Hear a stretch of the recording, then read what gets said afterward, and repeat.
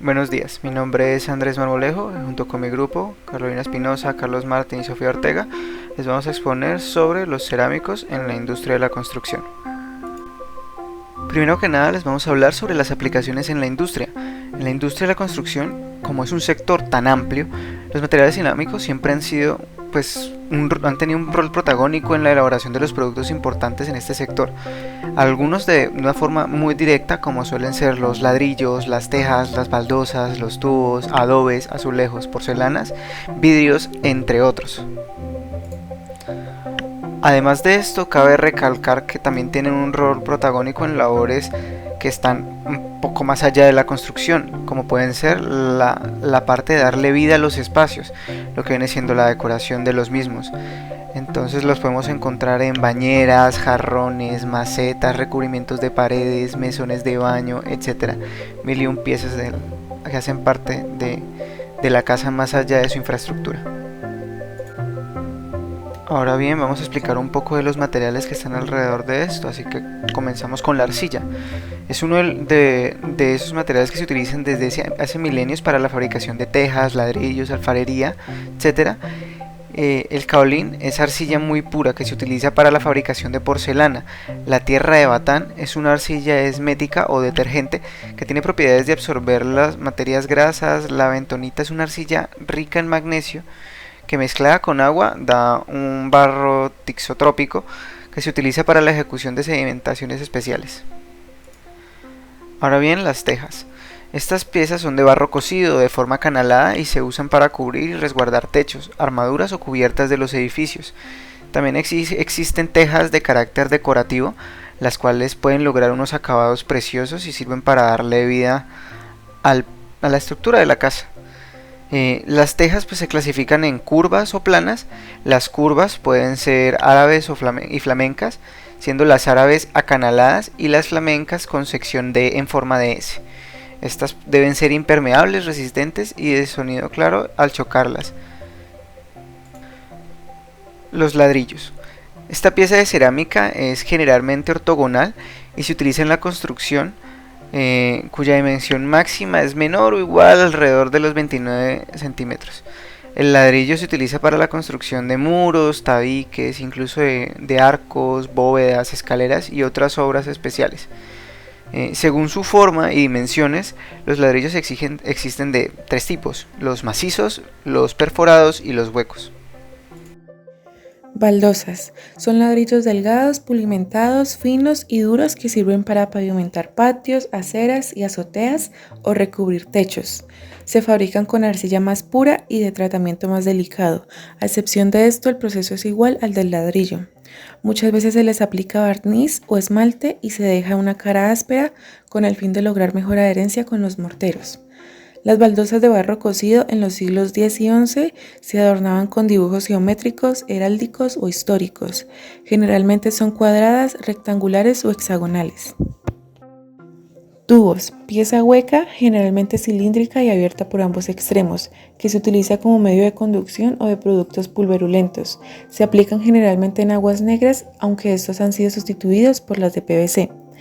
Para la conducción de gases es relegada a la ventilación de aparatos sanitarios y de salida de humo. Además de estas funciones y usos, se fabrican piezas especiales con los tubos cerámicos, como son codos, reducciones, tubos en forma de T y en forma de Y. Adobes. Bloques de barro cuyas dimensiones varían según su uso y que suelen contener cierta cantidad de paja, heno, estiércol o cal, materias que ayudan a la cohesión de la mezcla. Muchos expertos aconsejan no usarlos hasta largo tiempo después de fabricados, pero siempre son muy inferiores al ladrillo en cuanto a la resistencia que ofrecen a las lluvias. Esto se usa en obras sencillas y menores como por ejemplo chozas, cabañas, tapias, cercas, galpones, etc. En la antigüedad tuvo un uso muy difundido entre babilonios, egipcios y griegos. Azulejos. Son ladrillos pequeños, vidriados y de varios colores, llevando en una cara esmalte y en la otra mate, que es la cara que facilita la adhesión. Los árabes prodigaron habilidad y gusto en la fabricación de ladrillos vidriados llamados azulejos, que constituyen el elemento característico y ornamental del estilo arquitectónico que implementaron en España desde el siglo XII, para embellecer fuentes, jardines, edificios, palacios, etc. Su mayor aplicación es el revestimiento de baños y cocinas. Vidrios. Los diferentes tipos de vidrio utilizados en los edificios tienen muchas aplicaciones y características diferentes según sus destinos. Junto al hormigón y al acero constituyen los principales materiales de construcción actual. Con el paso del tiempo se ha ido adaptando a las necesidades de las personas, ya que no solo se utiliza el vidrio para colocar el vidrio en puertas y ventanas, sino que también se ha convertido en una parte básica para la construcción de casas, edificios y otros tipos de obras. La pieza que seleccionamos fue el ladrillo, ya que es una de las piezas más simples pero a la vez más importante. Además es utilizada en casi cualquier tipo de construcción y por ende nos pareció muy acorde e interesante hacer el estudio sobre esta pieza. Componentes. Para la preparación de ladrillos, la arcilla u otra tierra adecuada se modela a la forma deseada después de someterla a varios procesos. Después del secado no debe encogerse y no se debe desarrollar grietas. La arcilla utilizada para la fabricación de ladrillos consiste principalmente en sílice y alumina, mezclada en una proporción tal que la arcilla se convierte en plástico cuando se le agrega agua. También consta de pequeñas proporciones de cal, hierro, magnesio y azufre. Las proporciones de varios ingredientes son las siguientes: sílice de un 50 al 60%, alúmina del 20 al 30%, cal del 10%, magnesio menor que el 1%, óxido férrico menor que el 7%, álcalis menor que el 10%, dióxido de carbono muy pequeño porcentaje, dióxido de azufre muy pequeño porcentaje y agua muy pequeño porcentaje. Proceso de obtención. Hoy en día las fábricas de ladrillos cuentan con procesos que permiten la elaboración de estas piezas de forma voluminosa. Como principal paso en el proceso encontramos la elección de la materia prima de la cual estará hecha el ladrillo, la cual generalmente se inclina hacia la arcilla. La elección de este material no es al azar. Como propiedades en la arcilla encontramos que sus partículas materiales son capaces de absorber hasta el 70% de peso y de agua. Gracias a esta capacidad de absorción de la humedad, cuando la arcilla se encuentra hidratada, es posible moldearla a la forma conveniente, caso contrario de cuando está seca y presenta un aspecto terroso. Luego de la selección del material, sigue el proceso de maduración. En este es un proceso de trituración o homogeneización de la arcilla para obtener la consistencia adecuada para la elaboración del producto. Paso siguiente es el tratamiento mecánico previo. En este es un proceso de purificación y refinación de la materia prima. Siguiente es el depósito de la materia prima procesada. En este se homogeneiza la arcilla tanto en apariencia como en características físico-químicas. Luego viene la humidificación, en el cual se agrega agua para obtener la humedad precisa para el moldeado. El paso siguiente es el moldeado. Se compacta la mezcla en la forma y medidas deseadas y luego de esto viene el secado, el cual es un proceso en el que se elimina el agua agregada. El paso siguiente es la cocción. En este se colocan los ladrillos ya secados en hornos de túnel donde la temperatura oscila entre 900 y 1000 grados Celsius. Y el último paso es almacenaje. En este se refiere a la formación de pallets que permitan posteriormente una mejor movilidad. Cuando hablamos de las propiedades físicas, en cuanto a la forma estándar de un ladrillo ideal es verdaderamente rectangular. Tiene bordes bien definidos y afilados. La superficie de los ladrillos es regular y uniforme. Sin embargo, los ladrillos para usos especiales pueden cortarse o fabricarse en varias otras formas. Generalmente se trata de modificaciones de formas rectangulares. En cuanto al color, el color más común de los ladrillos de construcción se incluye en la clase rojo. Pueden variar de rojo intenso a rojo claro, a beige y morado. Los tonos muy oscuros de rojo indican sobre ladrillos quemados, mientras que el color amarillo a menudo es indicativo de quemado insuficiente. Otra de las propiedades físicas encontramos la densidad. En cuanto a la densidad de los ladrillos o el peso por unidad de volumen depende principalmente del tipo de arcilla utilizado y el método de moldeo del ladrillo. Barro blando, barro rígido, prensado duro, etc. En el caso de los ladrillos estándar, la densidad varía de 1600 kg por metro cúbico a 1900 kg por metro cúbico. Un solo ladrillo con medidas de 19 por 9 por 9 centímetros pesaría entre 3,2 y 3,5 kilogramos dependiendo de su densidad. En cuanto a las propiedades mecánicas, encontramos la compresión. Esta es la propiedad más importante de los ladrillos, especialmente cuando se utilizan en muros de carga. La resistencia a la compresión de un ladrillo depende de la composición de la arcilla y el grado de combustión. Puede variar de 35 kilogramos por centímetro cuadrado a más de 200 kilogramos por centímetro cuadrado en la India. Se especifica en los códigos ISS que un ladrillo de construcción de tipo ordinario debe poseer una resistencia mínima a la compresión de 35 kilogramos por centímetro cuadrado. Los ladrillos de primera y segunda clase deberán tener una consistencia de la compresión no inferior a 70 kilogramos por centímetro cuadrado y 140 kilogramos por centímetro cuadrado respectivamente. Flexión.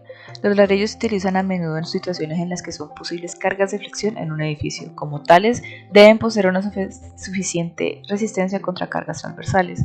Se especifica que la resistencia a la flexión de un ladrillo de construcción común no debe ser inferior a 10 kg sobre centímetro cuadrado.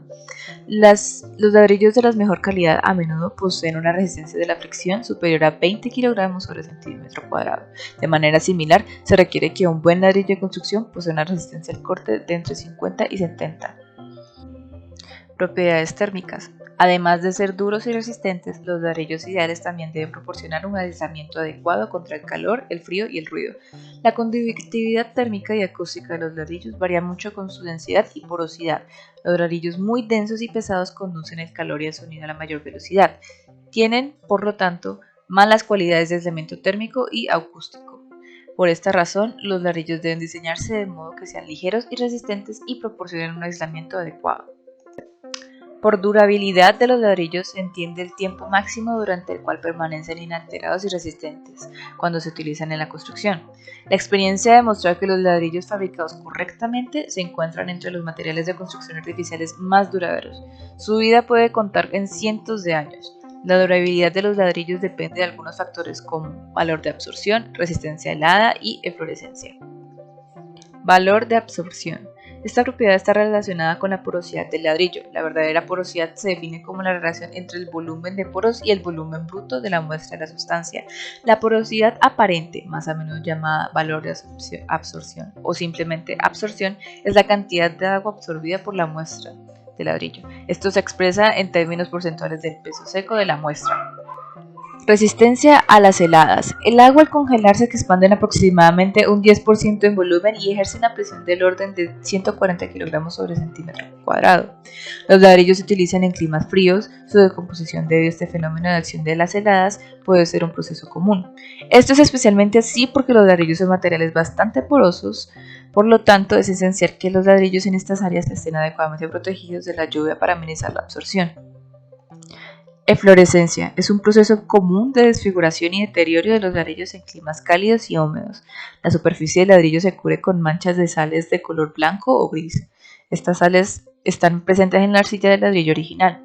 Cuando el agua de lluvia penetra en los ladrillos, las sales se disuelven fácilmente. Después de las lluvias comienza la evaporación.